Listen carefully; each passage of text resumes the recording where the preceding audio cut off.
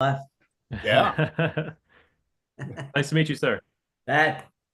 Oh, hi.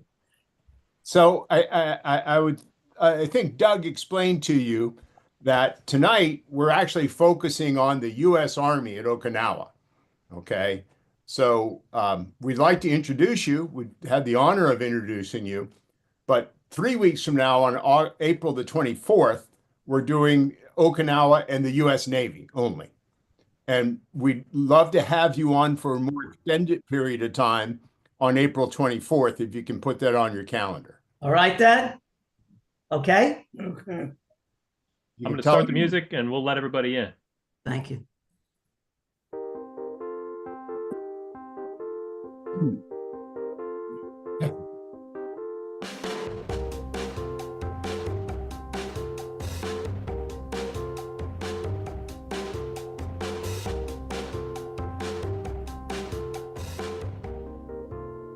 Good evening.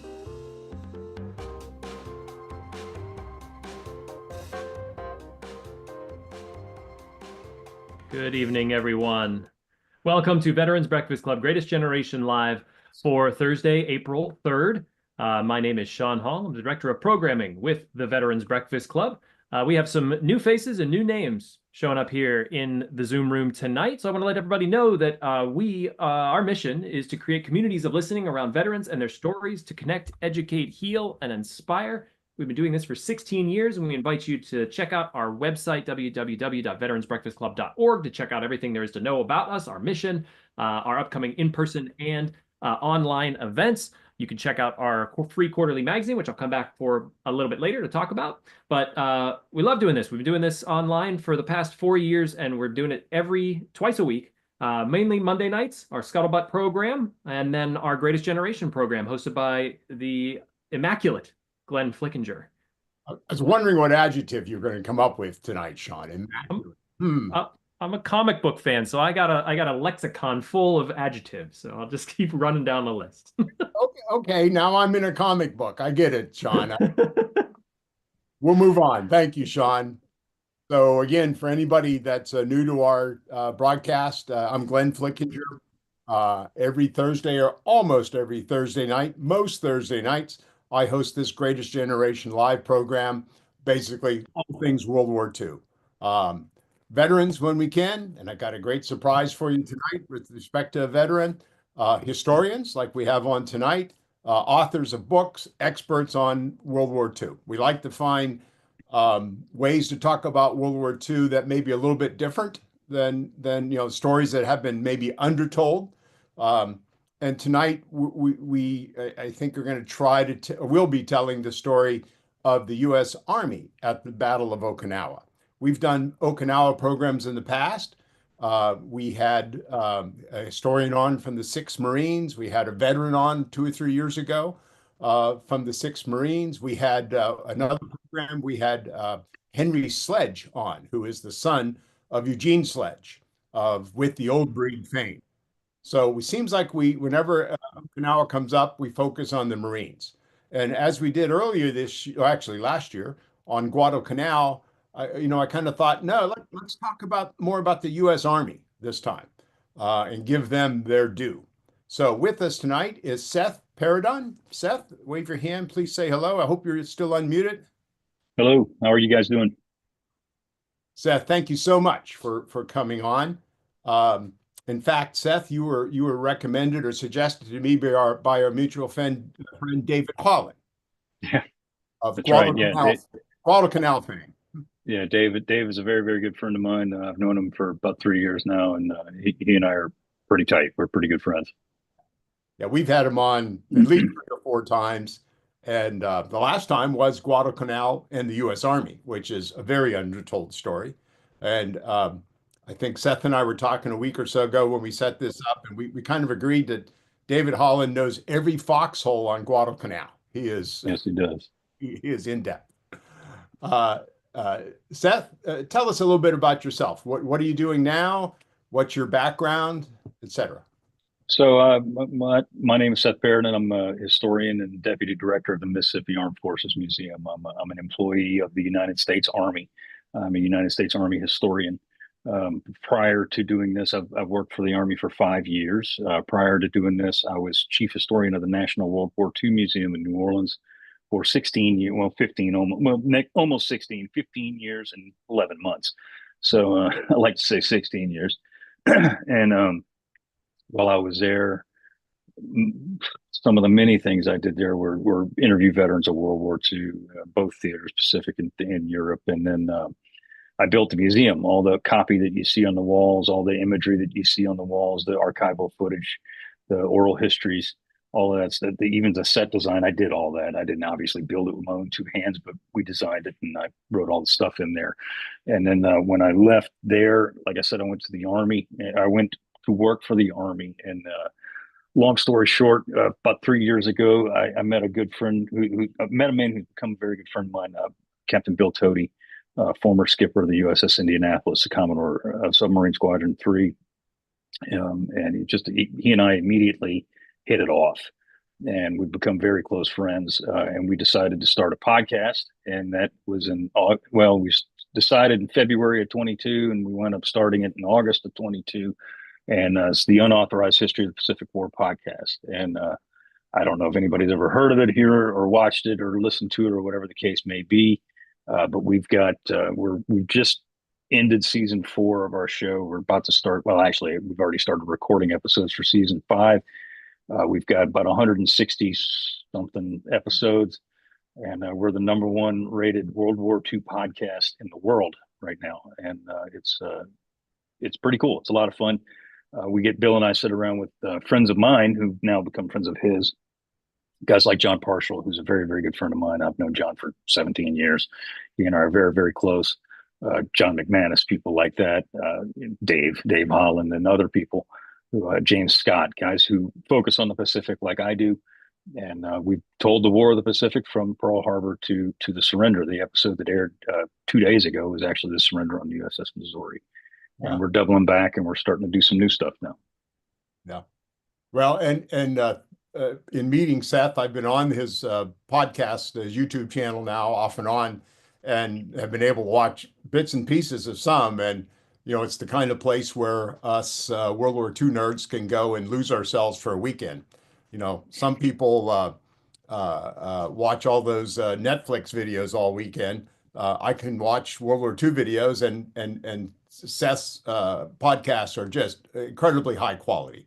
So anybody that's interested, Unauthorized History of the Pacific War podcast, easy to find. Please go to it and check it out. Okay. So we're going to get started in just a moment here.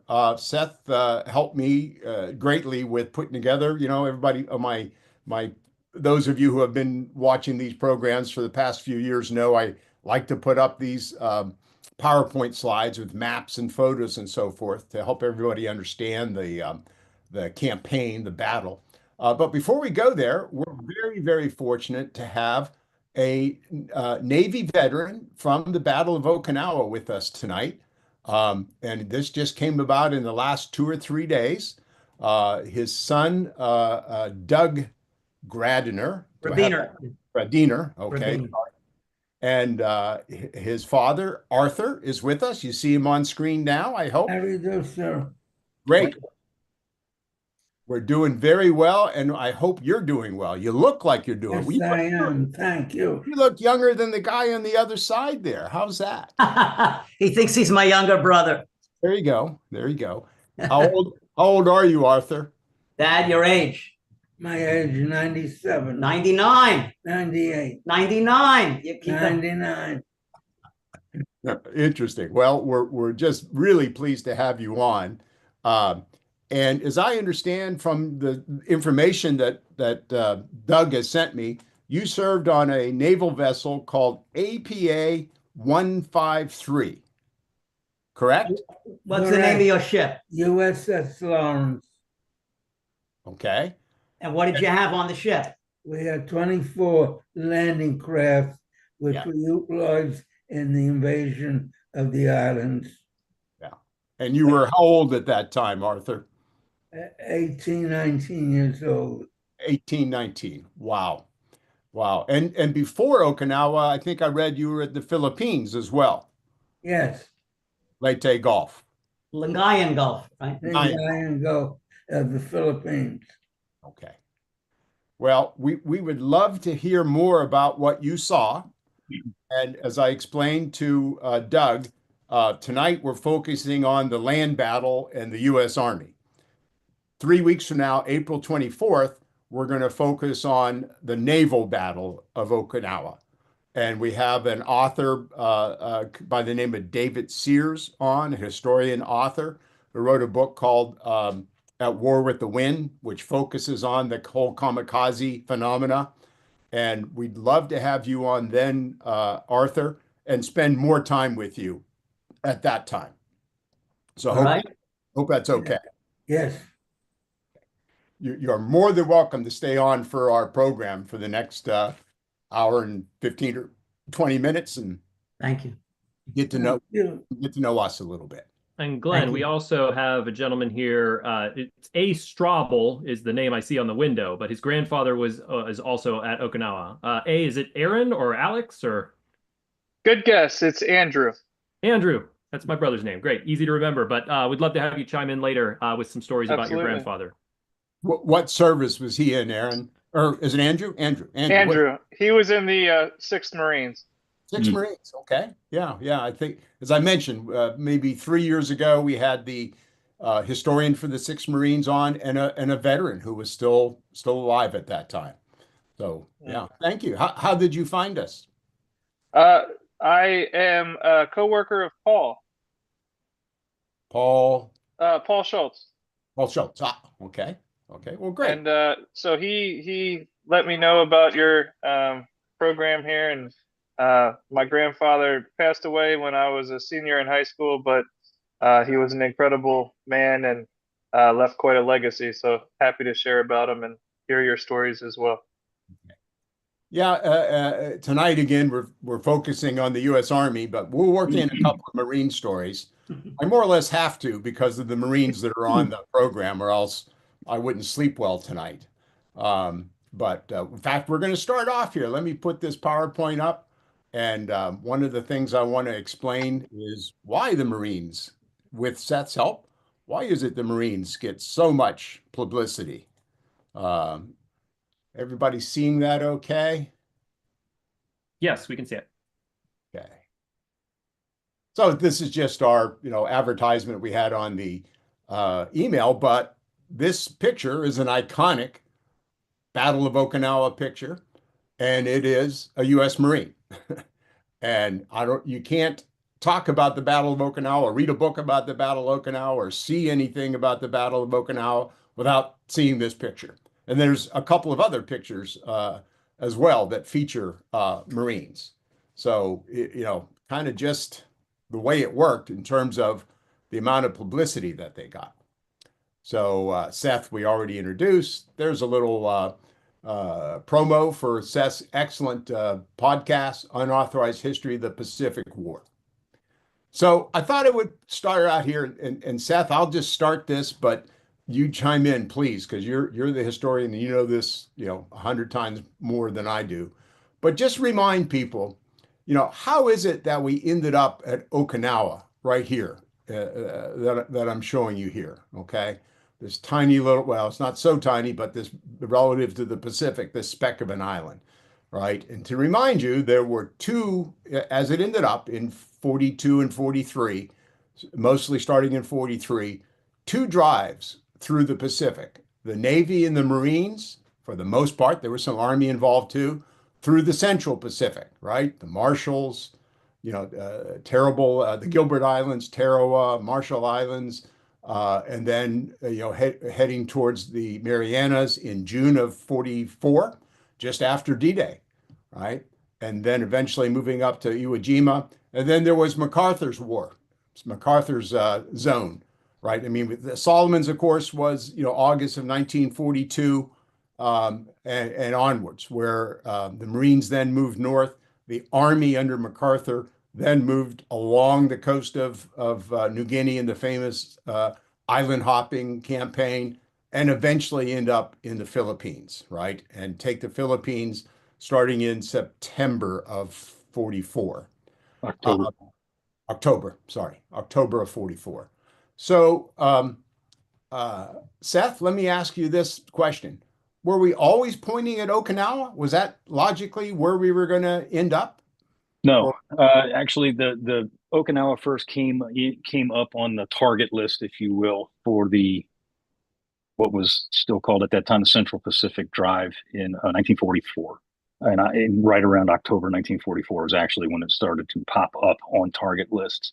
And Okinawa was not the original chosen locale, if you will, for the Central Pacific Drive to get as close to Japan as they could. Admiral Ernest J. King wanted to go to Formosa to the point of being obsessed with it. For an operation that he dubbed Operation Causeway, which was the theoretical invasion of Formosa, which of course is Taiwan. So Formosa is a huge island. It's a large island in the Pacific, and it had a massive Japanese bastion on it, over 250,000 Japanese servicemen on there, not to mention 100 and some odd thousand, 110, 130,000 civilians on it too. So it's just huge. And the United States Navy and Army did not have the materiel to carry out that operation when King wanted to do it, which at that time was 44, not long after Peleliu. The plan was initially proposed. Admiral Nimitz actually agreed to do it. I mean, he didn't have much of a choice. King was his boss. But Admiral Nimitz initially supported the operation. And then after looking at all the intel that was being given to him, he realized, like, A, I can't support this physically. B, it's going to be an absolute bloodbath.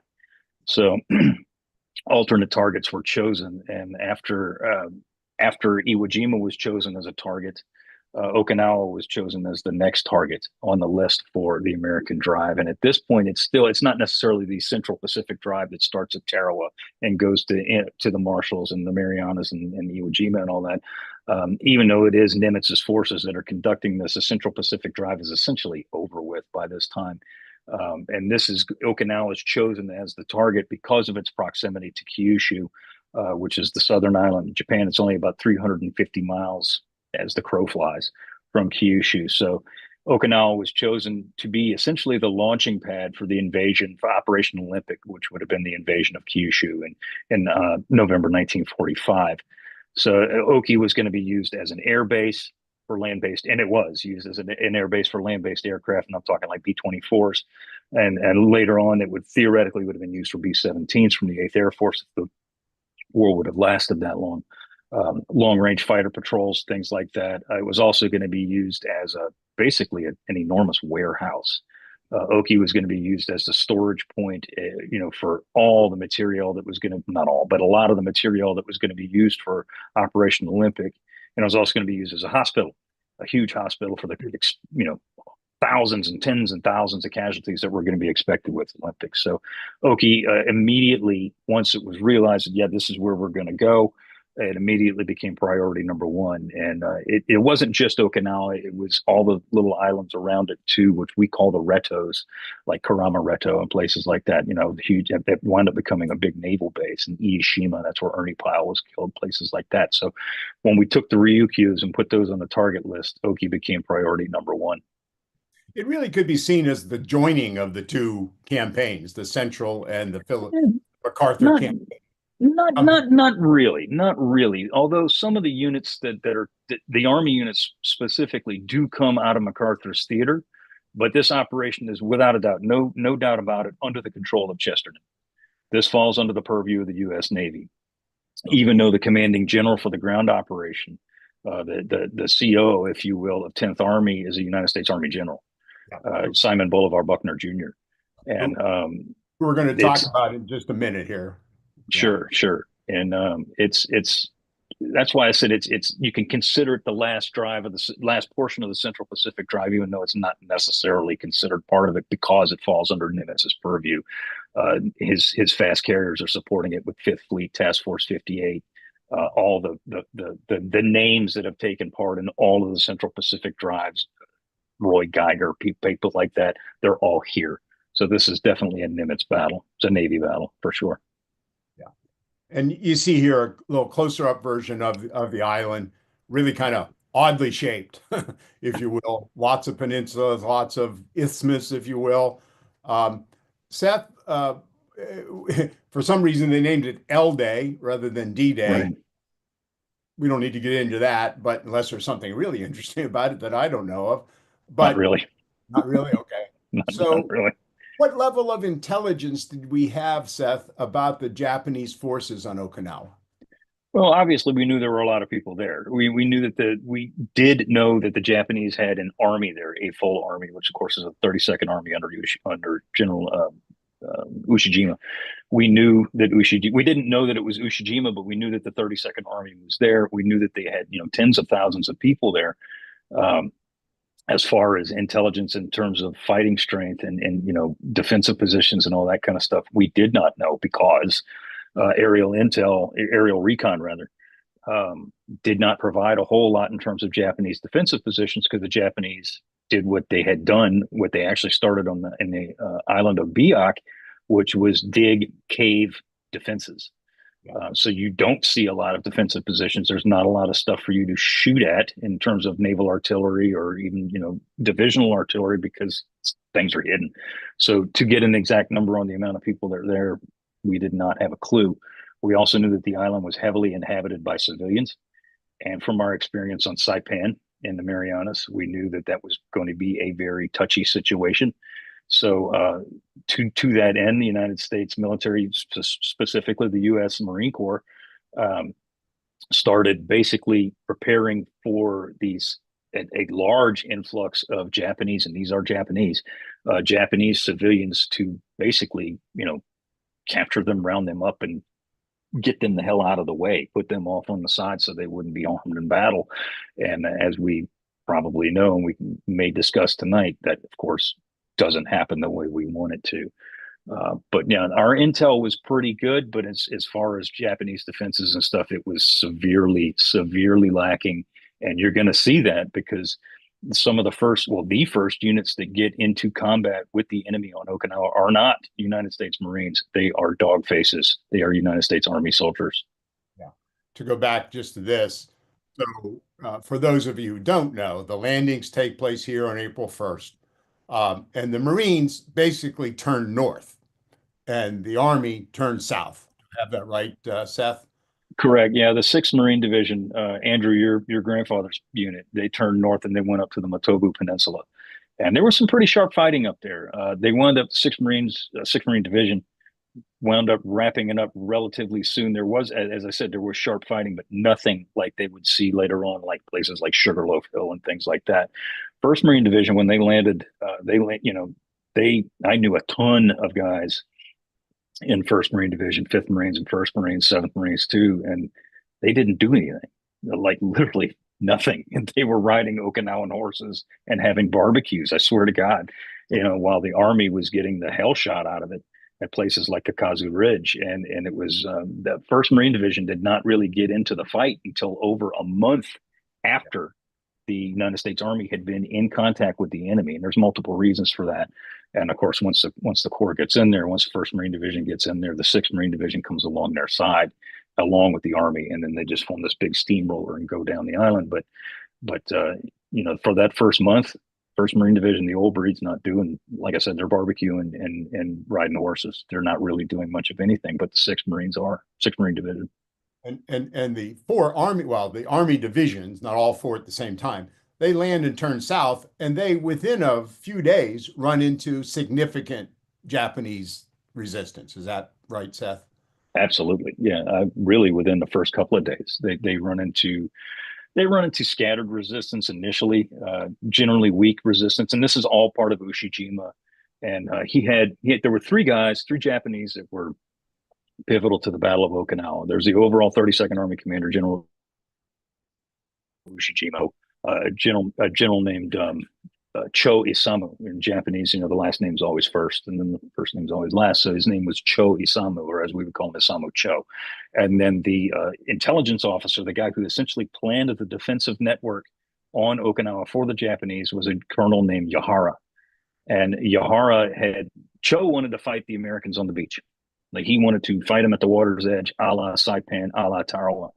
and Alapelu, he wanted to fight them on the water's edge. And Ushijima immediately said, no, not going to happen, dude, because the Americans have a massive firepower advantage in terms of air superiority. We have mastery of the air. We have this enormous fleet sitting offshore that's going to shell the absolutely ever-loving bejesus out of anything that's on the shore. So if we defend on the shore, we're going to get killed. So we're going to do what's called the defense in depth, and we're going to use Okinawa's natural ridge lines, dig into these ridges, reverse slope defenses inside of these caves, and make these Americans come dig us out. And that is precisely what they do, and it turns into a bloodbath. And Seth, in my reading for this, I believe I read where Ushijima's predecessor was the general who then went to Iwo Wanatabe. Is that? No. The Japanese general on Iwo Jima was Kurabayashi. Kurabayashi, okay. No. Kurabayashi was the Japanese general on Iwo Jima, and he did not come from Okinawa. Ushijima himself, he had a pretty long history. He was from Kagoshima in Japan. He was the fourth son of his father. His father was a samurai, or I'm sorry, his grandfather was a samurai. His father was an army officer. So, I mean, he had, a very long military background. He saw extensive combat in China from 1937 to 1939. In places like Shanghai. I mean, which was, a bloodbath unto itself. And then, he spent most of the war in China, and then he spent a lot of time in Imperial General Headquarters in Tokyo before he was sent down here to Oki to be the head of the 32nd Army. Yeah, I've got a picture of him a little bit later. Let's talk about Buckner, the Buckner. U.S. 10th Army commander. He lands with one corps of 4 Army divisions, which we're going to talk about each one in the Marine Corps, and the 3rd Amphibious Corps, 3 divisions. Right. What was Buckner's background, and why was he chosen? So Buckner was a newcomer to the rotation of Nimitz's field commanders, Army commanders, Corps commanders, what have you. He had actually, I mean, he's a West Point grad, just like most of them are. He was initially picked to command 10th Army, while he was still in Hawaii. Prior to this, as I said, he was a West Point grad. He spent time at Fort Leavenworth, Fort Benning, places like that. And he was not in Leavenworth. He spent time at Leavenworth. A big difference there. Huge not difference making license plates. Yeah. He wasn't in the stockade, but prior to that, World War II, he's given command of the Aleutians campaign, which is called Operation Land Crab. And Buckner runs the Aleutians campaign, which is, of course, is the invasion of Attu and later Kiska and all that jazz. So he sees a fair amount of action in 1943. And then he goes back to Hawaii right after the Aleutian campaign, and he sits there, and they start building 10th Army. And he, of course, as I said, he's the CEO of 10th Army. His XO is General Roy Geiger, who was an absolutely outstanding, fantastic Marine commander, commanding general. He was amazing. He's had huge amounts of experience on Guadalcanal all the way through the Marianas, specifically at Guam and Saipan, and then Peleliu too, to a degree. And then, of course, over here at Okinawa. So, I mean, he's got tremendous. Roy Geiger had more experience than Buckner ever would, but he was junior. So why did they choose Buckner over Geiger? Was it strictly he was senior? Buckner was senior. More Army divisions than Well, Buckner was senior to Geiger, and there were going to, as you just said, there were going to be more United States Army divisions utilized in this operation than there were going to be Marine Corps divisions. And thank you very much, Holland Smith, and the kerfluffle versus Smith on Saipan. The United States Army said, no way in hell is a United States Marine ever going to command a United States Army, an Army group. And that was a very big sticking point. So even though Geiger and Buckner didn't really, he performed, my opinion of his performance on Okinawa is kind of murky. Geiger probably would have been the better commander, but that's neither here nor there. That is what it is. History is. It's already in the books. But Buckner was a good commander. He actually, really did care for his men. He was the kind of guy that wanted to go up to the front lines to see what the situation was, which of course is his doom. But he wanted to go up to the front lines always. He felt that leadership from the front was, much like the Marine, much like Roy Geiger, felt that leadership from the front was, absolute. He absolutely had to do that.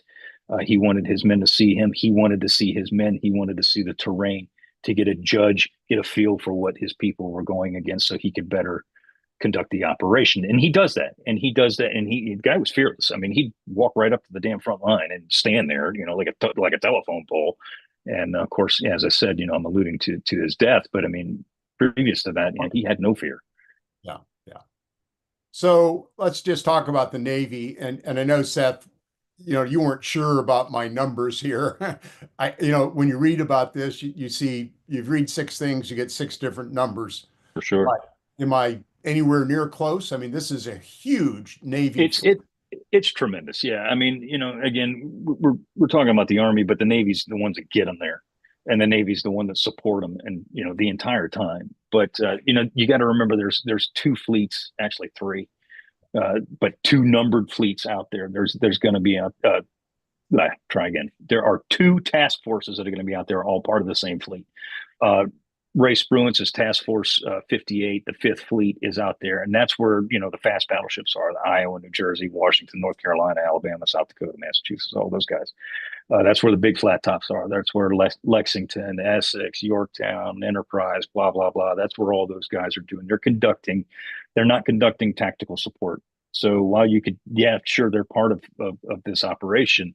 They're strategic. They're not tactical. Sometimes they're conducting support. But more often than not, it's not. A lot of the battleships that are offshore are the old battle wagons. These are the old gals. These are the resurrectors of Pearl Harbor. This can be your USS Pennsylvania, your USS Maryland, your USS, West Virginia ships like that. They were no less effective. They had been trained to do shore bombardment since Tarawa. So, I mean, these guys, frankly, they were better at it than the fast battleships ever would be, because that's what they did. That was their job. So they're the guys that are sitting offshore. It's a tremendous fleet. And destroyers out the wazoo, DDs. And of course that plays into the kamikaze campaign. We use tons of destroyers out there, thousands of men on these destroyers because of the kamikaze campaign. And the tension between the Navy and the ground forces becomes, how fast can the land forces take Okinawa? Correct. Versus having the Navy sitting out there knowing after the Philippines that they're going to be sitting ducks for the kamikazes. And that's where Buckner comes under fire. And Buckner, no pun intended, but Buckner comes under fire from Richmond Kelly Turner, who, Kelly Turner was a firebrand anyway. Mad Kelly, right? Say again? Mad Kelly Turner, wasn't that it? Or well, there's a lot of names for Kelly Turner. Many of them are not very flattering, shall we say. But Kelly Turner, he was the one that was poking, Buckner to get moving. And then at one point, Raymond Spruance comes in there and is like, you need to move your ass because we're out here getting hammered by these kamikazes. And then on top of that, Admiral Chester Nimitz, his boss, comes in there and says, you have got to get things moving, because Buckner takes the advance through Okinawa at a snail's pace. Yeah. And, that was typical of the United States Army in World War II. They moved a lot slower than the Marine Corps did. That's not an opinion. That's a fact. That's just what they did. And there's pros and cons to that. What the Navy sees from their point of view at this point is that because Buckner's taking so long to reduce these defenses and get going, the Navy's just constantly getting hammered. And they are. I mean, there's no, they're not blowing us out of proportion. They are getting hammered off the shore of Okinawa. And Buckner's just taking his dear sweet time. So there's a lot to unpack there. That could be an entire episode of the show unto itself, as Buckner's decisions and the way he operated on Okinawa. And there's a couple of those non-decisions he made. And one in particular I want to ask you about a little bit later on. But I thought there's the 3 U.S. Marine divisions, all veteran divisions, all, well led, particularly by Geiger as the Corps commander. I don't remember the names of the Marine division commanders, but I just take a second. They're all accomplished generals. And as you said, the Marines had a certain pathos about them, a certain capability about them for moving fast, for getting things done that the Army did not. But on the Correct. other hand, and this is what I want to point out, because as I looked into this, I was kind of amazed by it. There's 4 Army divisions. The 96th fought in the Philippines and then Okinawa, but the 96 was well-blooded, if you will, had lots of experience, etc. Or maybe I should put it this way, Seth. What is your opinion of these Army divisions? They're fantastic. They're outstanding. To jump back just a little bit before we talk about the Army divisions, to round out the Marine Corps divisions, there's 3. As you said, there's the 1st, the 2nd, the 6th. The 2nd doesn't see combat. 2nd Marine Division doesn't see combat until the very end of the campaign. They conduct a feint on L Day to draw the Japanese away, and it works.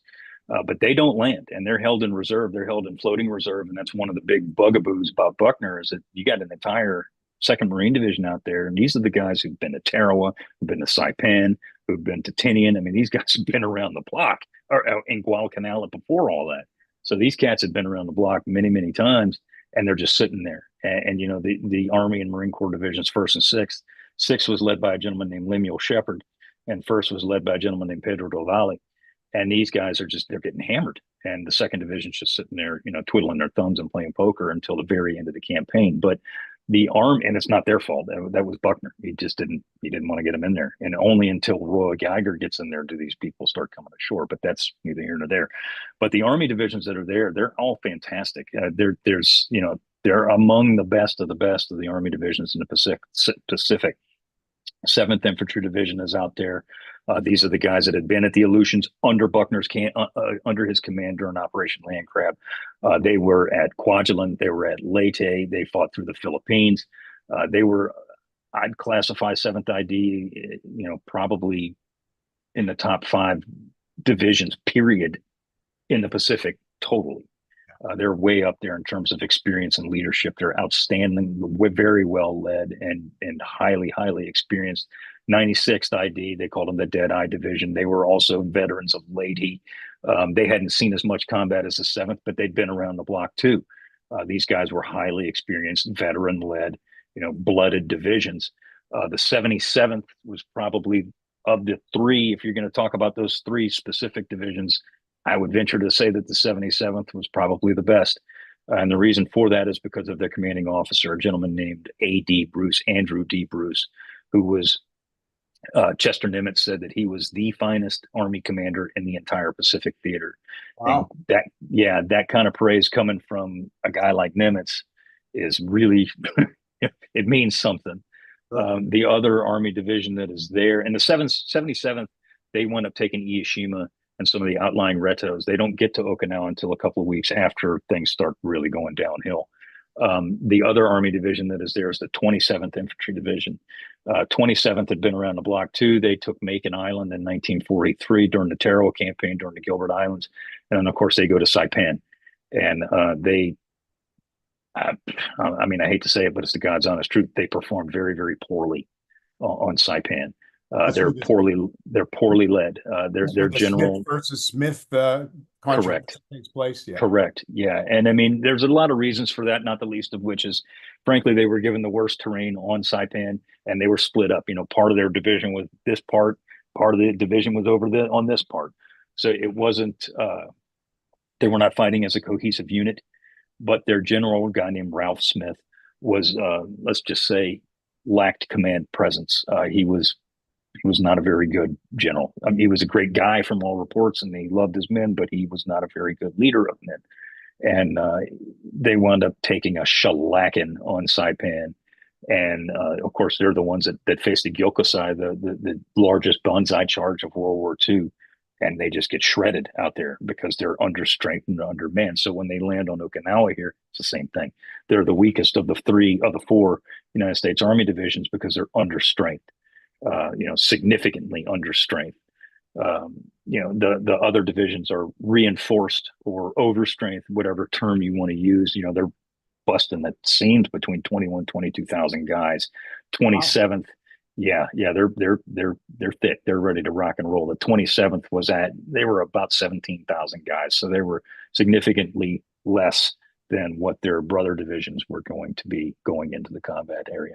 You know, the normal combat infantry division of World War II you think of as being like 15,000 guys.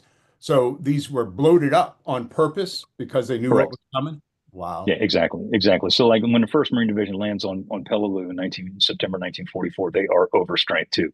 They hit the beaches with like 20,000 plus people. And you got to remember too, those numbers, those are not all trigger pullers. Those are not all infantry. It's not even close. About a third of those numbers are infantry at best. All the other guys are there to support the trigger pullers. So when you say 22,000, you think 22,000 guys with rifles. No, it is not. And that's why the casualties are so horrendous, and they take such a deep gouge out of these divisions as they start getting into the hinterland of Okinawa. So just a note, and we'll move on. I love this picture. It's actually not of the 27th Infantry, it's of the 77th. But the article accompanying it, because I just looked at the faces of these men, right? And it just caught me. And there's a radio here that they're listening to. And what they're listening to is the announcement of VE Day, according to the captain. Just imagine there you are fighting through a nightmare, a heavy situation. And, what are your emotions when you hear about the end of the war in Europe? Imagine it's pretty like, well, that's nice for those guys, but doesn't mean anything to me. You can almost see it on their faces. So we talked a little bit already about Ushijima, 100 to 120,000 troops, but that included quite a few non-pure Japanese troops. Do I have that correct? Correct. Yeah. That the numbers are very, as my good buddy John Parcel says, squishy. Because a lot of those, I'd say probably 25% ish, are Okinawan conscripts. And they're, they are what I just said. They're Okinawan conscripts. Some of them are very patriotic to the home islands. They're going to do whatever they need to do. Other ones are like, nah, I don't really want to be here. So they have very little training. You see that later on in the campaign when we start really knocking out the cream of the Japanese crop, and we start running into some of these Okinawan conscripts. There's no comparison in terms of the quality of the troops that we're facing at that point. So yeah, it's a little bit like in Europe, where you run across the German conscripts that were, Polish or Eastern European or whatever that were there under duress, let's say. So I thought we'd stop here for a moment. We're about 40 minutes into this, and just see what kind of questions there might be from the audience. Or Sean, anything in the chat room that we should address? Nothing in the chat room. Colin, you've been great in just answering some thoughts and things here Yoast, but lively chat, everyone, tonight. Thank you all.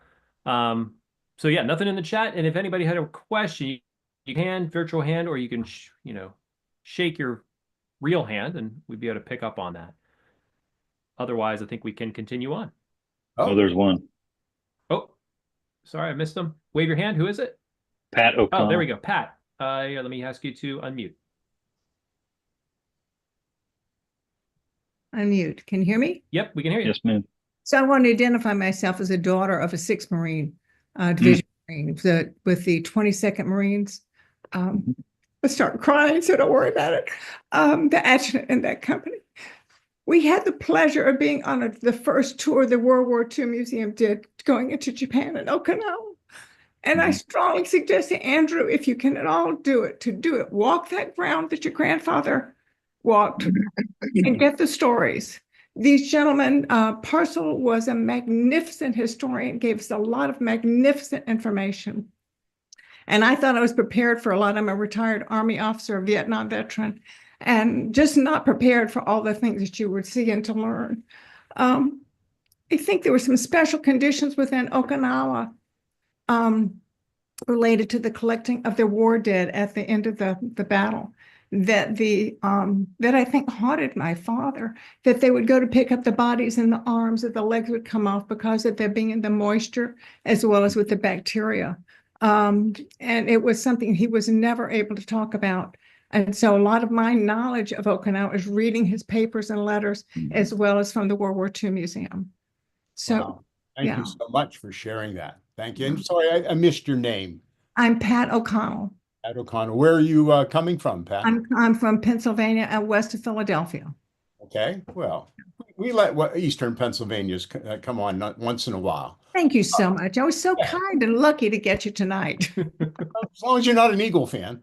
Well, it kind of goes with the territory, doesn't it? Thank you so very much for coming on. And please don't make yourself scarce. Please join us. You're a Vietnam veteran, I heard? I am indeed. Yeah, interesting. We do a lot. Well, Todd and Sean do a lot of programming on Vietnam. So yes, I've attended a lot of your meetings, not recently, but I try to keep track of a lot of things. You've done some great things with taking Vietnam veterans back to Vietnam. Very moving. I have a daughter-in-law whose parents were from Vietnam, and took my husband and I back, and actually was go down to Ben Thuy in the Mekong Delta and a lot of places all the way up through the country. It was an amazing trip. Not as magnificent as the ones that you guys have taken, but in a different way. It was just lovely to take it. Well, thank you for being on. I see Al Smith has his hand up. Al, you unmuted? Seth. Yeah, Seth, this may be premature and you may cover it later in the program, but I'll put it out there now anyway. In the movie Hacksaw Ridge, and Desmond Doss, who was conscientious if I say that right. And objector, you got it. And he was a Medal of Honor recipient. How true to life was that movie? Any idea? Or I mean, it's a Hollywood movie. That's all I'm going to say. We'll talk about Desmond later if we get the chance. Okay. We have 2 or 3 slides on Desmond and Hacksaw Ridge. So if I could ask you just to hold off for 5 or 10 minutes. We're not too far from that. Okay, we'll go back to progressing through the story. We haven't actually got to the battle much yet. Right, yeah. So, like I told you, I can run my mouth. So just shut me up and move on. We can get on there. Let's try to move on here. Okay, so the first real combat that occurs on Okinawa, infantry combat, doesn't happen until April the 4th. So it's 3 days after the landings. Because of course, April 1st, which is also, obviously April Fool's Day and Easter Sunday, is when L Day is, Love Day. It's when we land. Some of the first, not the first, but some of the first people to come in contact with the Japanese was an element of the 96th Recon Troop. These are cavalry guys, and they're getting in there. They're trying to head towards the village of Shatan on Okinawa. It's a convoy of scout vehicles, like M8 scout cars, soft skin vehicles, if you will. And they are ordered to go recon an area for the infantry to come through, and they go through what is it's not essentially, it is a valley. And as they're pulling up to this valley, one of the gentlemen that's part of this unit, the captain that's in charge is a guy named Captain Robert O'Neill. He orders a halt to his vehicle column to consult his maps. And when he starts looking at the high ground, he's literally surrounded by high ground, and that's quiet. It's as quiet as a church in there. He tells one of his sergeants, a corporal, guy named John Cain, Cain, to go on foot and go see what is up through this valley and report back. So Cain goes up there. Long story short, he goes up there. He looks over the top of this ridge and looks down into this valley like a soup bowl kind of a thing. And there's about 150, 200 Japanese soldiers down there just milling around, like just standing there. And he about has a heart attack. So he turns around and he runs back to his captain and he says, "Oh, hey, by the way, there's about 200 bad guys on the other side of this valley right here. So I highly recommend we don't go through there." Relaying the orders back to higher echelon, they're told, "No, you will go through there." And he's telling, and Cain keeps saying, he's like, "We're going to get killed. We're going to get killed if we go through there because there's 200 odd people back there who want to kill us." He still receives orders to go through there, and this valley is wide enough where you can only put one vehicle at a time through there. It's a choke point. Oh, yes. So they're going through there. Sure enough, they get into this valley floor, into this soup bowl, if you will, and there's no Japanese there. They're gone. They're all gone. And I mean, Cain's, he's looking, he's like, "Am I losing my mind? Where the hell do these people go?"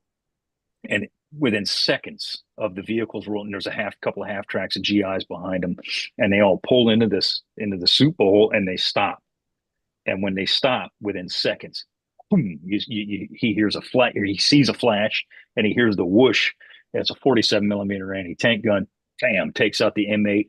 Bam, takes out one of the half tracks. Bam, takes out another half track. Bam, takes out another M8. Within seconds, his entire column is either hit or has been shot at the very least, and he's getting the hell out of there. They take heavy casualties right there, and when they go to fire at the Japanese, they can't even see them. They don't know where they are because they're hidden. They're in these caves. They're on reverse slope positions, lobbing the shells over top of the over the ridges, and that is a harbinger of what is going to happen throughout the rest of the campaign.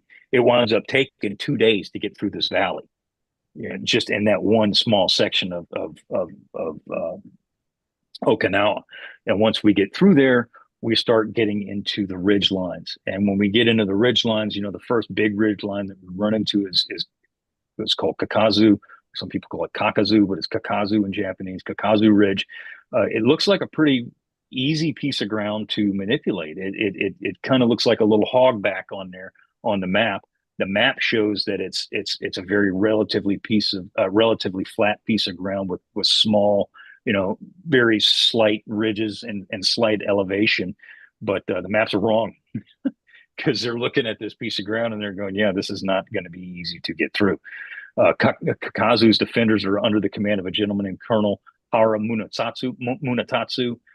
They'd been digging and mining and quite literally mining their defenses for months as the 96th Infantry Division pulls into this area. And Kakazu Ridge just becomes an absolute bloodbath that takes well over 3 weeks to begin to penetrate. And one of the infuriating things about Kakazu and later Cactus Ridge, because all these ridges are named by us, Kakazu is actually the Okinawan name. Cactus is obviously what we call it. We'll call it another ridge. We would get up to the top of these ridges. We'd send infantry up there. They'd make it to the top of the ridge. They'd hold the ridge for, 10, 15, 20 minutes or whatever the case may be. And then they'd get forced right back down. And they'd go back up and they'd go back down and up and down and up and down. And the fire they're taking are reverse slope positions from the Japanese. They're buried inside of these caves. They're taking enfilading, crisscrossing artillery fire, mortars, you name it, is coming down on these people. And we're shooting back, but you can't see what the hell you're shooting at. So the casualties on the American side are mounting steadily, and the Japanese are faring out pretty dang good because they're hidden and they're protected. And this is just going to be something that goes on and on and on and on all through the campaign, but especially here at Kakazu and later Cactus. And this is where we run into one of the 3 Medal of Honor recipients we're going to feature, and that's this fellow, PFC Edward J. Muscala. And I think you know his story pretty well, Seth. Yeah, I got some notes on him specifically, just on some of his background. So here it is. Yeah. So one of the ridges as they're going through Kakazu is what they call, it's under the command of a gentleman named Captain Jack Royster. It's his A company from 1st Battalion, 383rd Infantry Regiment. A and C companies are on Kakazu, on the top, on a part of the Kakazu Ridge, and they're being just torn apart by Japanese shell fire. Jack Royster is the company commander, as I was saying. He's been hit hard. He's wounded seriously by Japanese mortar fire. He's told, he gets on the horn and he calls back to division, and he said, or battalion rather, and he says, hey, we are taking serious fire. We got to get the heck out of here. We're getting hammered. He's wounded, as I said. And he is told to hold the position because, again, this is like a week and a half into this operation, and we're going up and down this ridge about 24 times, and we're holding it now. And he's saying, no, you will hold this you will hold this position. Well, his men are getting shot to pieces, and he's like, if I stayed up here another 5 minutes, I'm not going to have anybody to hold the ridge with. So he disobeys an order and calls in smoke, covering smoke fire from his mortars. They drop smoke and they start pouring. They start pulling back in about an hour after all this starts to go down. They're dragging their wounded people behind them, but as they're doing so, they're taking Japanese fire. But there's one guy on the top of this hill, Edward Muscala, who's from Chicago, who's allowing most of this retreat from Royster's company to take place. He was a BAR man. He'd already knocked out several Japanese machine gun positions, and he volunteered to cover A Company's retreat by himself. So he goes down to the bottom of the hill, grabs more ammunition, and then goes back up to the top of the hill, comes back down the hill again to get more ammunition. And when he comes back down, he's told, "Oh, hey, there's a wounded guy up on top of the hill. You ran right by him. You didn't see him." So excuse me. So Muscala goes back up to the hill, grabs the guy, drags him back down the hill. He did this 3 times at least 3 times alone by himself. He killed at least 25 Japanese each time. Well, not each time, but total 3 times he goes back up and down this ridge. He kills about 25 Japanese. He was killed himself while shielding his last man.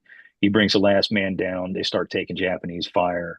He throws himself on top of the wounded man. He is hit. He is killed. And of course, he gets the blue ribbon for his actions of saving human lives and taking out 25 of the Japanese and covering his company's retreat single-handedly. Just a chilling story. This painting I found, is actually of him.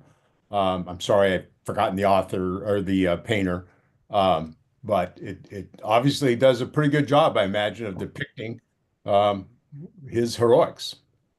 So, Medal of Honor, young man, 23 years old. So I just included this picture because I thought it helps illustrate the terrain. These are a couple of knocked out M4 tanks. Another picture of these ridges. If you can see it, it's really kind of hard to see. I'm not sure how well it comes through. Apparently, all these rocks that are strewn about were rocks from the artillery blasts on this hill. We poured artillery because into Okinawa because that was the United States Army, the United States Marine Corps MO. In the Pacific and Europe is like, let's just bring up a truckload of shells and let's just shoot every friggin' one we got, and we're bound to kill somebody, and hopefully we can blow a hole in their line and move forward. And that's what we did on Okinawa over and over and over and over again, to literally no effect. So I mean, it came down to mano a mano, guys having to dig each other out of these friggin' caves and out of these reverse slope positions to make anything happen at all. Kakazu was the first, and not the worst, but certainly among the worst of the ridges run into. The 96th got shredded at Kakazu Ridge. There's ridge after ridge. Take one ridge, suffering immeasurable casualties. Go on to the next ridge and the next ridge, and one of the next ridges is the famous Hacksaw Ridge and the story of Desmond Doss. Hacksaw Ridge is one of these places. It's and I mean, there's so much to talk about with the Army on Okinawa. I mean, we just skipped over about a month, or a month and a half, really, by going to Hacksaw, and it's I mean, it's you can't go without saying that again, God loved the Corps. My grandfather was in the Marine Corps. I mean, I love the Corps to the end of my days, but the vast majority of infantry combat on Okinawa was fought by the United States Army. And these guys suffered, huge casualties, not just physical casualties, but emotional casualties as well. We see the PTSD cases rise through the roof on Okinawa because of the combat here that's engaged. It's incredible. It's absolutely incredible. So getting to Desmond Doss and Hacksaw Ridge, that's all part of the Maeda Escarpment, which is a huge terrain feature on Okinawa. It was honeycombed with Japanese defenses, and it's one of these places, not unlike Kakazu or Cactus, or later you see the Shuri Line and Kunishi Ridge and places, which we call it Sugarloaf Hill, places like that just get hammered. The Americans throw all kinds of artillery in there, and the Japanese just sit in there tighter than a tick, and we got to go dig them out. So Doss is a conscientious objector. He served as a medic with the 77th Infantry Division, the Statue of Liberty Division. And something that the movie, and I don't really like to talk too much about Hollywood movies because they are Hollywood movies, but something that the movie alludes to is that Hacksaw Ridge in Okinawa is Doss's first combat. And that is completely untrue. Excuse me, I'm losing my voice. Hold on a second.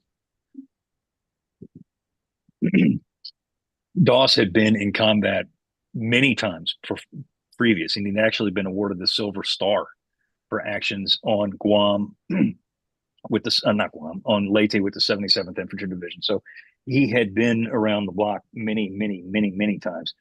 He was, of course, from Lynchburg, Virginia. As I said, he was a conscientious objector, Seventh Day Adventist Church. He, his religion did not allow for him to carry a firearm and kill human beings.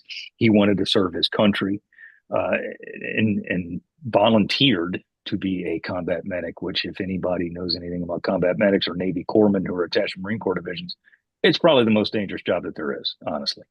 And, in the movie shows, they make a big deal about him, but guys calling him a coward and all this other malarkey. Those guys loved him because every infantryman loves Doc. And he was among the bravest human beings ever put on the face of this earth. As I said, he got the Silver Star for actions in the Philippines long before he ever gets to Okinawa. So, the combat that's on top of Hacksaw Ridge is primal. The Japanese have machine gun positions buried into the side of this escarpment that the dog faces have to get, on top of to dig these people out. It's an absolute meat grinder up on top of there, and it goes on for several days. Doss winds up dragging, I want to say, like 75 guys at something like that off the top of this escarpment. And in my escarpment, I mean, it is a sheer cliff wall. To get these people off of this cliff, he has to lower them down with ropes. So that part of the movie is actually true. He basically takes a bowline knot, a Boy Scout bowline knot, and ties them around these guys and lowers them down. And he wasn't a big dude. I knew Desmond Doss. I didn't know him well, but yep. Take your time. Take your time, Seth. That's a lot of talking. I knew him, and he was not a big dude. Yeah. Like, he wasn't a big boy. He was about that big around. And the sheer physical strength that he had to exert to get these people down and drag them off was, incredible. He was ordered at one point. He's ordered to retreat. Not just him, but his company is ordered to B company. I'm sorry, is ordered to retreat off the top of the escarpment because of the casualties they sustained. He refused to do so because, as he said, there were at least 80 guys who were trapped on top of that escarpment that he felt like he needed to go help.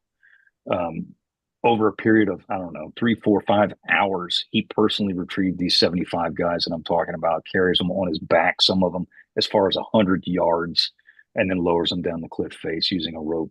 On the 21st of May, 1945, Doss is wounded himself by grenade fragments, probably by U.S. grenade fragments, actually, and placed on a litter.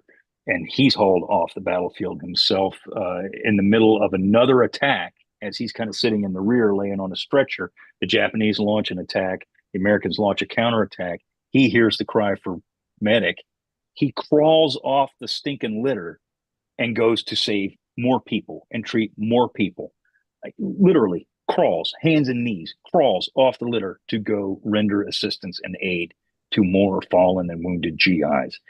Is and absolutely fearless. Absolutely fearless. He winds up taking a 7.7 Japanese round through his arm, and it shatters the bone, compound fracture in his arm.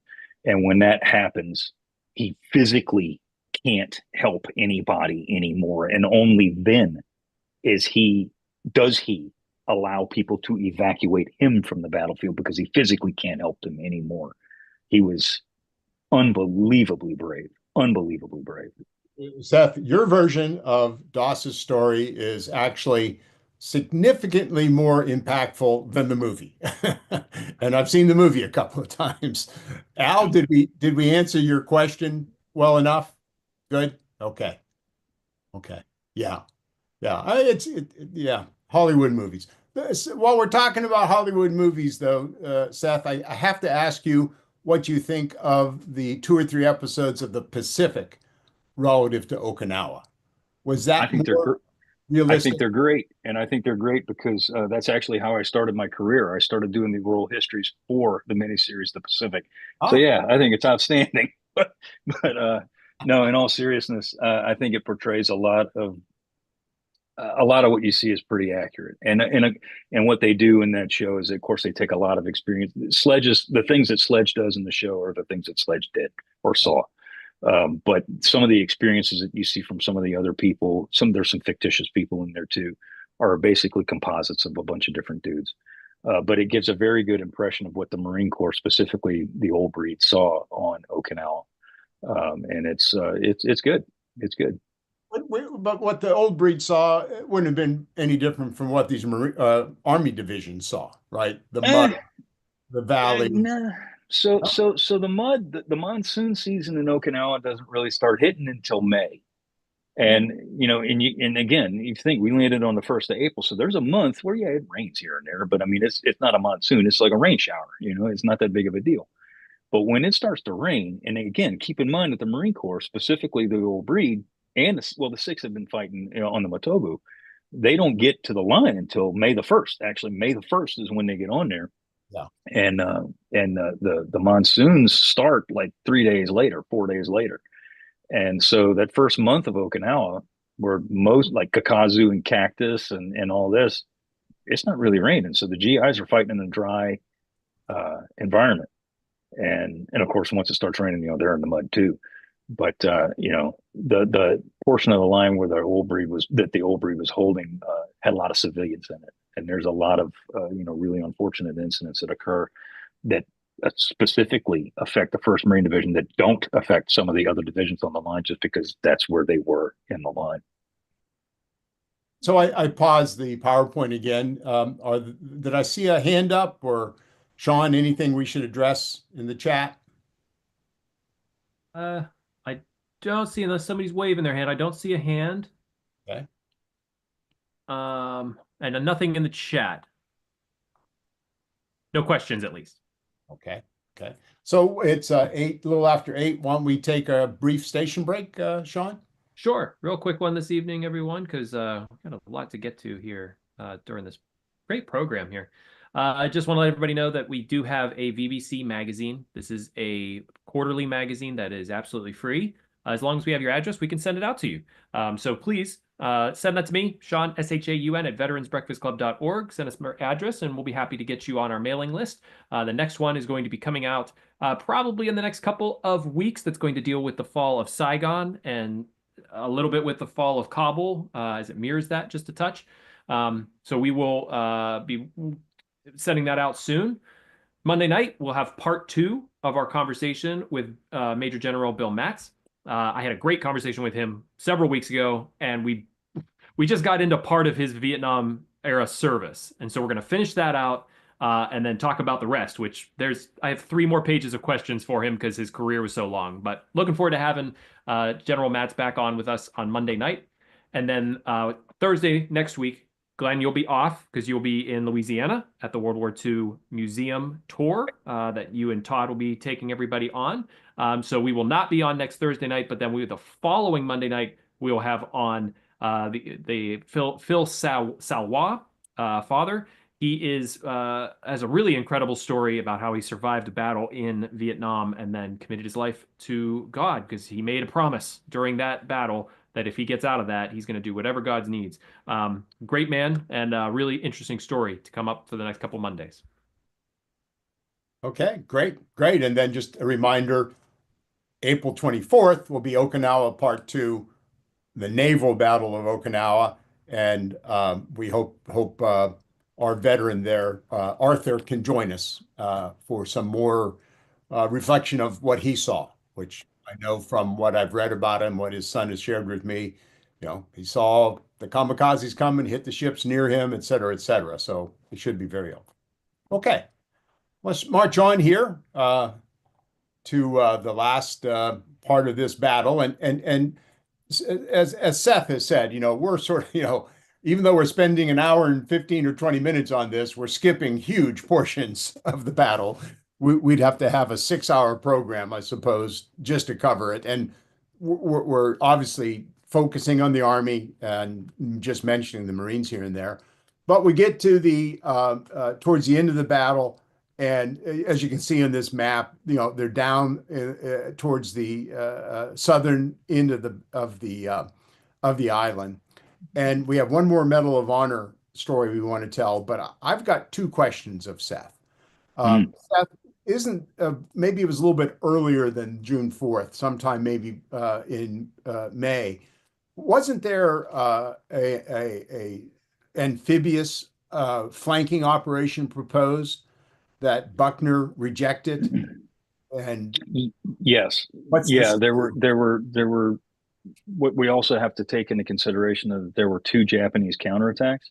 Yeah. One of which occurred in April. That was an abject failure, and another one that occurred in May. That was also an abject failure. But Roy Geiger and goodness gracious, I'm drawing a blank. And well, it was Geiger. Geiger was the one that was sitting there saying, "Yeah, look, why don't we take some of these Marines?" Second Marine Division. They wanted to land the Second Marine Division as fresh meat, if you will, but he wanted to take 6th Marine Division, portions of it, and go behind the Japanese and take out the reverse slope positions, because that's what was killing our guys, and basically just put them in a vice and squeeze them. And Buckner refused. And my friend John McManus said that, it was a good decision. I completely disagree 100%, because, John says that we didn't want to do that because we were afraid there was another Anzio. This was nothing like Anzio. We were not facing the Hermann Goring Panzer Division here. There was no reason that shouldn't have occurred. You had an infantry division in the 77th that had done the very same thing on Leyte at Ormoc Bay. So they knew how to do it, even if you didn't want to use the Marines. You had an infantry division under A.D. Bruce and Andrew Bruce, who was like, yeah, this is a great idea. We've done it. Let us do it again. And we'll kick these guys in the rear and knock them out and get it out of the way. And Buckner just absolutely refused. And eventually it does occur to a degree with the 6th Marine Division. They wound up making another amphibious landing, and it's actually the last amphibious landing of World War II. But it doesn't come until really it helps, but it was a little too late. It should have happened several weeks ahead of time. One thing I got to point out is that, by the end of May, beginning of June, every American unit, Marine Corps, Army, it doesn't matter. These guys are smoked. They are spent. They are absolutely exhausted. The Marines had been online for a month solid. Every day for 30 days, they had been under fire. Most Marine infantry regiments had been in combat for a solid 20 to 30 days. It just depended on the regiment and depended on where they were on the line. The Army divisions were infinitely worse. Out of the 61 days counted as combat ashore, the 61, the 96th Infantry Division had been on the line under fire for 50 of those 61 days.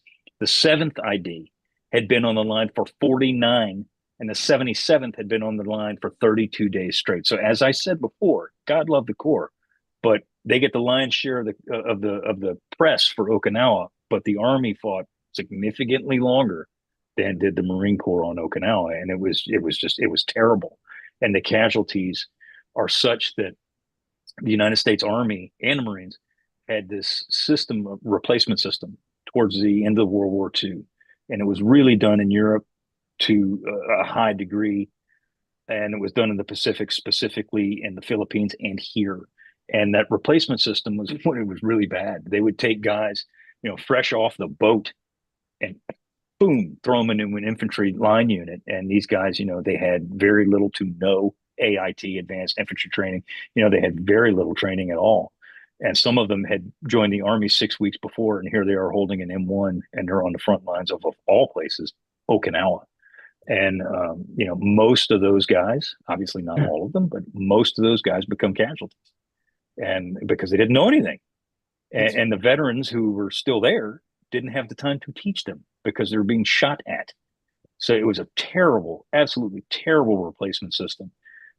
But like all, and that was the rule. But like all rules, there are exceptions to those rules. And one of those guys that was an exception to that rule is a gentleman named Clarence Craft.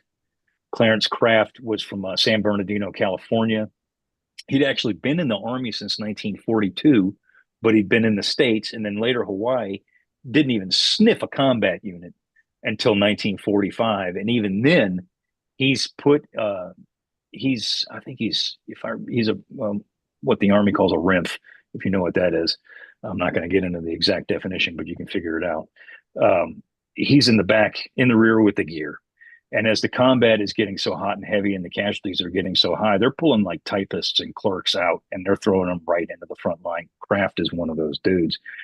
He gets thrown into the line at a place called Hen Hill, like a chicken hen, Hen, Hen Hill. It's towards the end of the campaign. He's part of the 382nd Infantry Regiment. It's his first day of combat.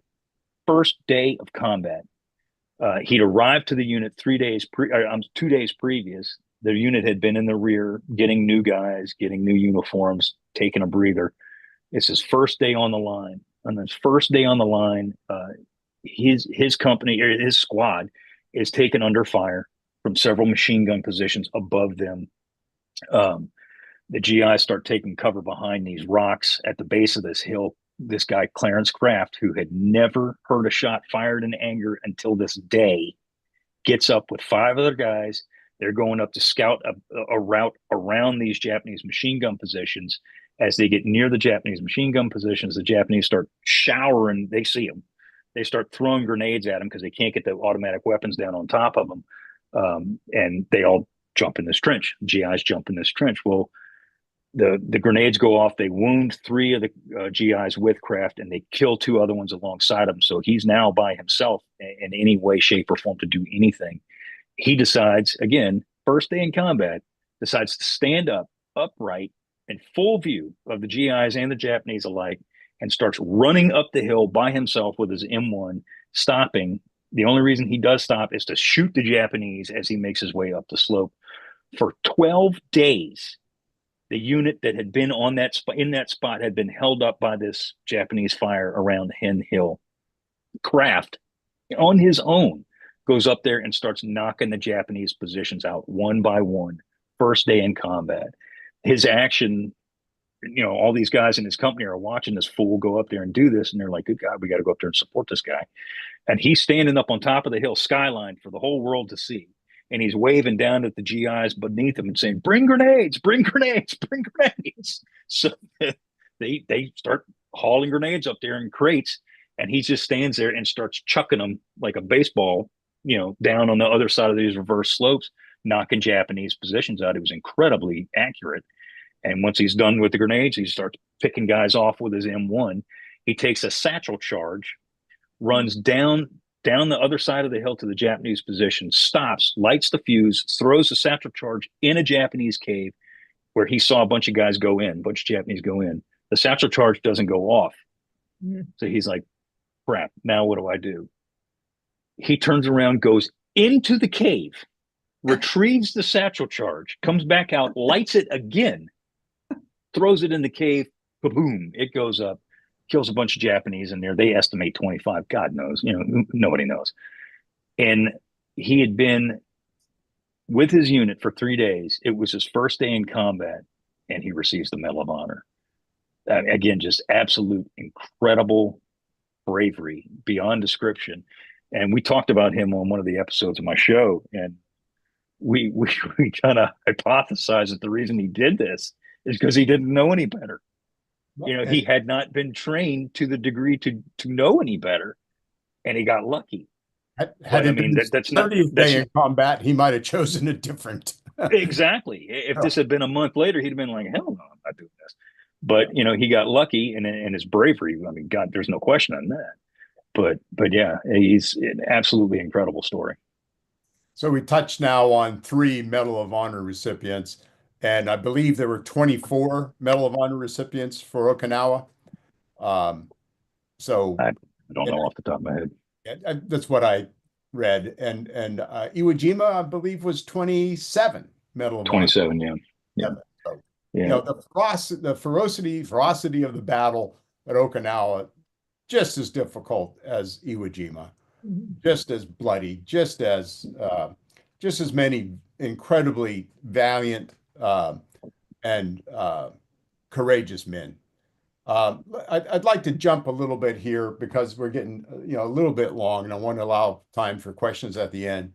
June 18th, Buckner is killed. Yeah. This is him on the far right, I believe. And again, you're like you described earlier, he's just sort of standing up more or less on top of a hill, begging to be shot.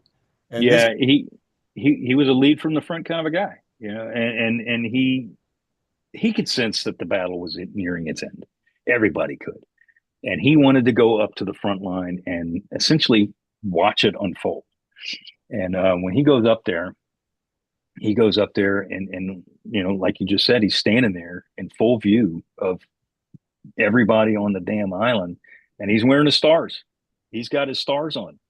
And I mean, it's abundantly clear. And he's got an entourage. It's not like he's standing there by himself. It's him and his staff. He's got like a half a dozen dudes with him, and they're all standing there. And the GIs that are around, actually, it was Marines that are around him, are like, "Get down, good God, get out of here!" And they're like, "All you're going to do is draw fire," and that is exactly what he does. The theory is that it's a Japanese 47 millimeter that comes in there, and it smacks into the coral. The round smacks into the coral, and the coral throws shrapnel into him. And what actually kills him is not the shell; it's the shrapnel from the coral that actually kills him. And it was not a random shot. The Japanese later, the guys that were part of that gun crew, actually survived. And they said, "Oh no, we saw, it was very obvious that it was an American general. We could see the stars on his collar, and we were going to take a shot at him." So him standing there, in full view of the enemy, and all the guys around him are like, "Get down, you're going to get shot." Well, that's exactly what happens. The Horatio Nelson story from the Battle of Trafalgar. Stand there in the middle of the battle with your, admiral's uniform on and invite people to shoot you. So pretty much it. What is interesting is Geiger replaces him for, I guess, a couple of weeks. Correct. Yeah, and he is the only Marine Corps general to command an army. So he becomes commanding general of 10th Army, and he's replaced later by Vinegar Joe Stilwell. But by that time, the battle's over, pretty much. And I imagine they brought in Joe Stilwell because, again, they wanted an army man, even though 100%. The battle's just about over. Yeah. 100%. Yeah.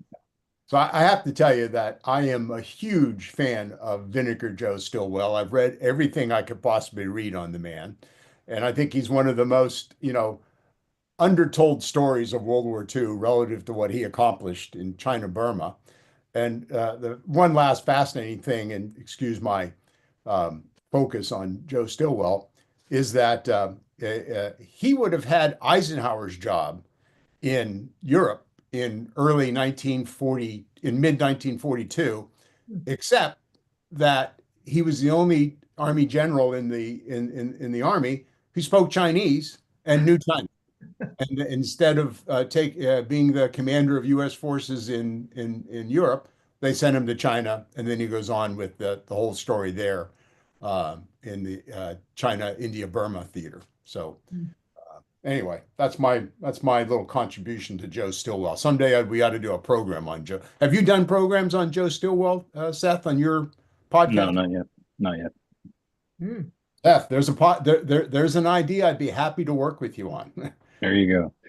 So just before we start taking questions, I want to put the casualties in the perspective here. Yeah.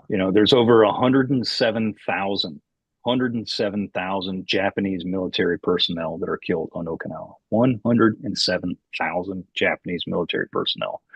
There's about 7,000-ish that are taken prisoner. It's the largest capture of Japanese prisoners of war in the entire Pacific War. The Japanese are not stupid, especially the ones in Okinawa. They realize that the battle and the war is also coming to an end. Over 100,000 Okinawan civilians are killed during the battle. Most of them are killed at the end of the campaign, either by the Japanese themselves using the Okinawans as human shields, or through American artillery and airstrikes. We were not targeting these people, so I'm not saying that at all, but artillery doesn't know who it's going to kill. And, when you're zipping along at 400 miles an hour in an F-4U Corsair dropping napalm, You can't distinguish if they're civilians or Japanese infantry. So as I said, over 100,000 Okinawan civilians are killed on Okinawa. Over 107,000 Japanese servicemen are killed. American losses sit at 12,520 killed in action, and a further, this is on the land now, and a further 36,631 wounded. That is double the casualties on Iwo Jima and 12 Tarawas. Keep that in mind. 12 Tarawas. So by far the bloodiest campaign of the Pacific War. And for the Navy, again, we keep bringing it up, but as Buckner is slowly moving down the island, the Navy is just getting pounded out at sea. They're getting hammered. Yeah, they're getting hammered. And it's the Navy the Navy suffers more casualties here. Well, the only other place where the Navy suffers more casualties in the Pacific is Guadalcanal. The naval battles off Guadalcanal. Yeah. Correct. Yeah. And this is the memorial on Okinawa that now stands there. I imagine, Pat, was it who spoke earlier? Did you see Indeed. this? Yes. Yeah. Yeah, pretty moving, I imagine. Pretty much reminds me of the Omaha, the Normandy cemetery, the Omaha Beach cemetery. Yeah, it was quite moving to stand there and know some of the men that had been lost in my father's group, to whom he was very close, that their memory is there. I did note that the Marines, if you received a Medal of Honor, then they had a camp named after you. And so there were a number of people. There was a Navy corpsman with the last name of Lester who had been wounded and declined himself being tended to, and had directed the Marines to take care of these other Marines. And so this young man, Lester's Camp Lester. It's really kind of interesting the way they've continued to honor a lot of these men who lost their lives in such an amazing warfare, The almost ironic element of all this, including two of my older brothers, one of which I had on the program a couple of weeks ago, Vietnam-era Marines, they all spend a tremendous amount of time on Okinawa, training, R&R, all that sort of thing. So, yeah. Okay, so we're near the witching hour. Questions of Seth. Let's take advantage of this incredible encyclopedic knowledge that Seth has of probably a lot more than just Okinawa. But I also wanted to give Andrew a few minutes to talk about his grandfather, but Colin does have his hand up. Yeah, hey guys. Hey, can you hear me okay? Perfect. Okay, yeah, great presentation. I know, having been a jarhead stationed on Okinawa, I mean, you can't get through a tour on that rock without knowing something. And I was at Camp Geiger before at Lejeune, so I know all about Roy. I interviewed a guy who was a conscript. He was born in Formosa, and he was from Taipei. And he said that there were a couple of hundred Taiwanese Formosans at the time who, along with Koreans, were in a conscripted ad hoc battalion thrown together. And along with them were some comfort women from Korea that were being kept out of harm's way while the Okinawan civilians were being shoved forward. And I just wanted to get Seth's opinion on that. Oh, there's no doubt. I mean, the Japanese, had no issues taking people that were not Japanese. And even though they considered the Okinawans Japanese to a degree, they weren't from the home islands. Same thing with the Formosans and people like that. They had no problems taking anybody who wasn't born on any of those home islands and throwing them into the Niagara. And it's something that needs to be remembered, is that World War II, specifically the Pacific, Europe too, obviously, the racism against Nazi Germany and all that jazz. Japanese were just as bad, man. They were just as bad. They felt that they were the superior race in the Asian world, and anybody that wasn't Japanese was, under their boot, not worthy of being alive. Yeah. Exactly. Did we want to bring in Andrew? Andrew, yes. Tell us a bit about your grandfather. Well, I'm also, like Pat, southeastern Pennsylvanian, as was my grandfather. Apologetic Eagles fan. No one's I think no one's perfect. No one's perfect. it, Andrew. I can't say that my grandfather was an Eagles fan, but so he was in Okinawa. He was in the 6th Division of the Marines, as I mentioned earlier. He was wounded by hand grenade at the end of the first day near Sugarloaf. Mhm. And he, as I was growing up, they had an in-ground pool, and the grandchildren. He was excellent grandfather. He became a mechanic and owned several local um, gas stations and repair shops. But what I remember growing up was always that when his shirt was off in the summer, swimming and things, the fragments of the improvised hand grenade that wounded him, the shrapnel would be pushed out of his skin, and occasionally we'd have the chance to see pieces of glass or nails or random shrapnel that took decades to push out of his skin. And he ended up having a lot of heart problems and different um, things that indirectly they determined might have been caused by that initial hand grenade injury he had.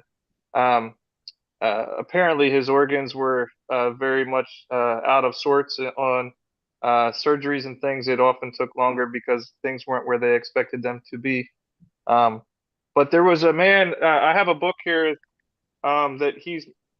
I don't know if anyone's familiar with that. Yeah, It's killing backwards. them. Killing Ground on Okinawa, but it's the battle for Sugarloaf Hill, and the gentleman that saved his life is mentioned in there. Um, my grandfather isn't mentioned by name, but there was a gentleman, the K Company positions where he was behind Sugarloaf Hill. He and another man, this gentleman named Scott, had drugged them to safety. So he ended up recovering on Guam, returning to the States, and getting married, having a very successful mechanic career. But yeah, I've always been very fascinated. He brought back several items from his time in Okinawa. He had a Japanese flag and a rifle. Things as a kid that we would ask him about, and he never talked very much about anything.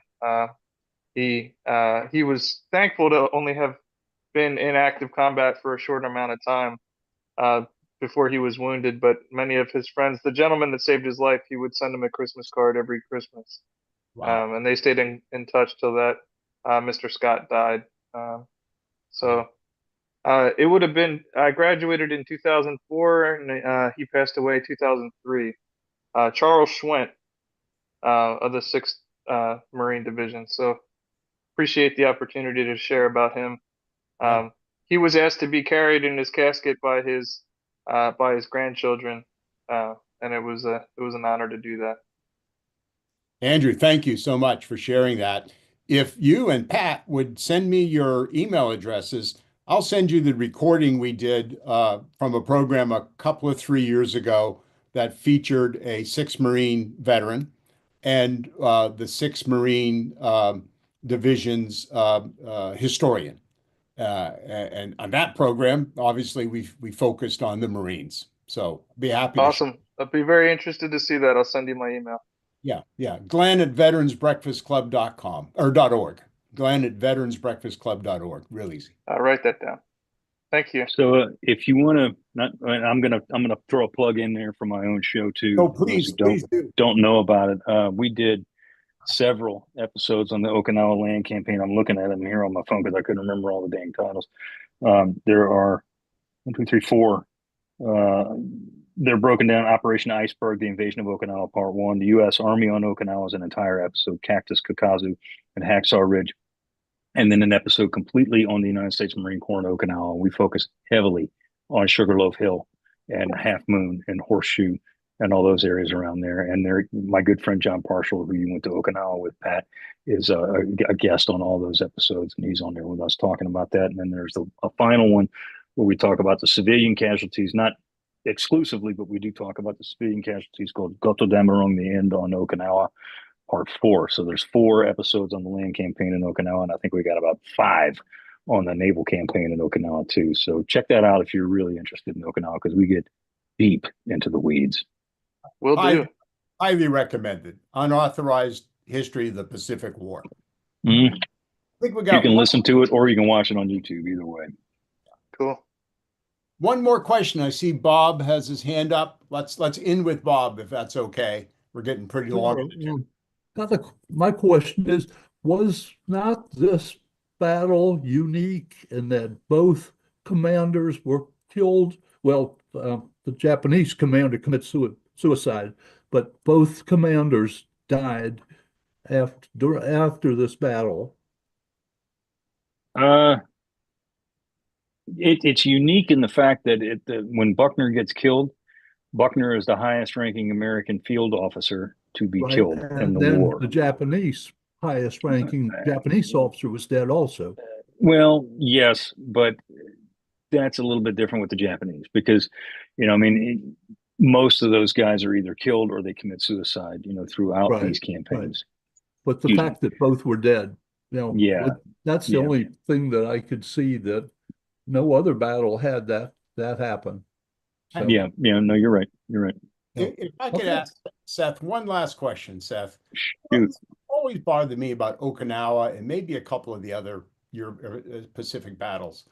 Mhm. Towards the end, the last 3 or 4 weeks, when they've got the remaining Japanese bottled up in the last, southern tip of the island, why didn't they just stop and let them starve themselves out? People ask me that all the time. And you got to understand, first of all, there is no way that we're going to, there is no way that we're going to conduct an operation, and again, you got to remember, we don't know that the war is going to end. We don't know that the war is going to end anytime soon. By the way, I've just sent a link to my YouTube channel in the chat. But if, hang on. My bad. Hold on. Sorry.